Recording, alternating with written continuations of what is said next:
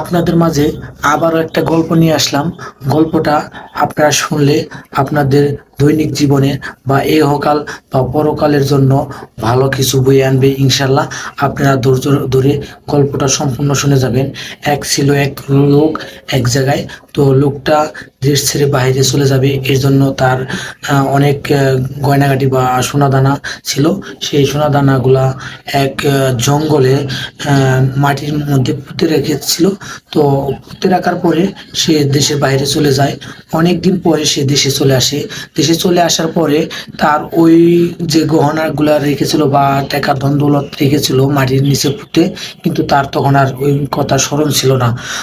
তখন সে অনেক খোঁজাখুঁজি করার পরেও সে ওই যে পাতিলের মধ্যে যে গয়নাগুলা রেখেছিল বা ধন দৌলত রেখেছিল মাটির নিচে, ওইগুলো আর খুঁজে পেল না বা নির্দিষ্ট জায়গা পেল না। তখন সে একটি ওই এলাকারই এক বুজুর্গর বা ইমাম এর কাছে যায়, যে বলে যে আমার তো এই অবস্থা, আমি আমার অনেক ধন দৌলত টাকা পয়সা আমি রেখে গেছিলাম, কিন্তু আমি ওইগুলো পাইতেছি না। আমার এখন মনে শক্তি বা আমার মাথায় ক্যাচ করতেছে না কোথায় রাখছি।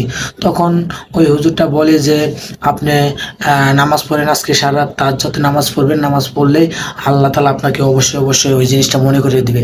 তখন সে কি করলো, দেখা গেল যে ওই দিন রাতে নামাজ পড়ার জন্য প্রস্তুত হয়ে গেল, এবং 2 রাকাত নামাজ পড়ার পরেই তার ওই কথাটা মনে পড়ে গেল, এবং মনে পড়ার কারণে সে নামাজ ছেড়ে দিয়ে সে সেই জায়গায় চলে যায়।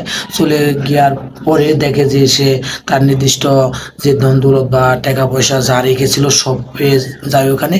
তো এভাবে পরের দিন হয়ে যায়। পরের দিন হওয়ার পরে সে চলে যায় সেই লোকটার কাছে, যে আমি তো এত মন করা বা এত চেষ্টা করার পরেও আমি ওই জিনিসটা মনে করতে পারিনি, কিন্তু আমি নামাজ পড়তে গেলাম, তখন দেখা যায় যে 2 রাকাত নামাজ পড়ার পরে ওই জিনিসটা মনে পড়ে গেল।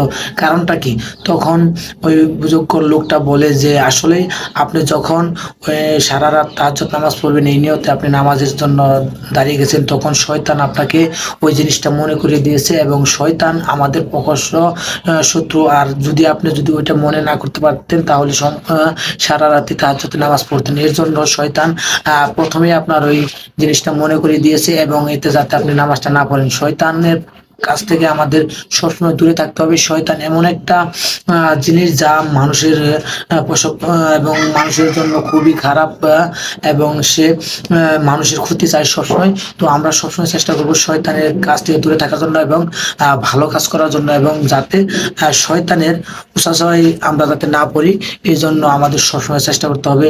সবাইকে ধন্যবাদ। যদি ভিডিওটা ভালো লাগে অবশ্যই লাইক